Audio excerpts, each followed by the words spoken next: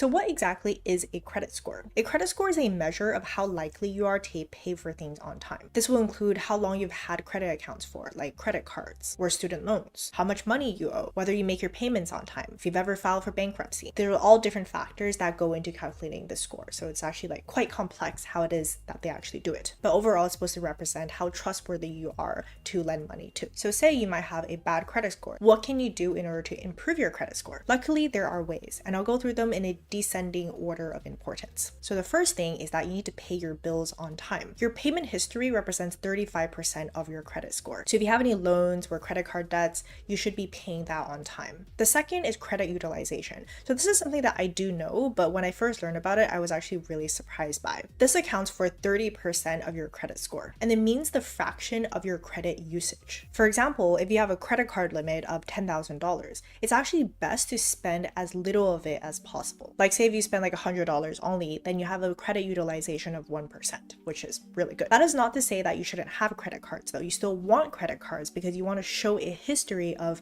having credit, but you want to show a history of not using that much of it. I know it's sort of weird, but that's how they calculate it. And speaking of credit history, that accounts for 15% of your credit score. The longer the history of data they have on you of good, money habits, then the more confidence people would have on your ability of paying back the loans that you take. And finally, the two last categories account for about 10% each. The first one is the type of credit. It's generally good to have a mix of different types of credit, like between credit cards, maybe like a mortgage, loans, whatever. Like I don't think you should go and like get more debt and like do that intentionally. But that's just, if you do, it kind of looks better for you, although it's only like 10%. And the last one is new cards. So there's this concept called an inquiry, and there's like hard inquiry and soft inquiry. Basically, like every time that you open up a new credit card, it would be a hard inquiry. So the lender would be doing a hard inquiry to check your credit report. And every time that they do that kind of inquiry, it actually hurts your credit score. On the other hand, you have something called a soft inquiry. This would be something just like checking your credit score.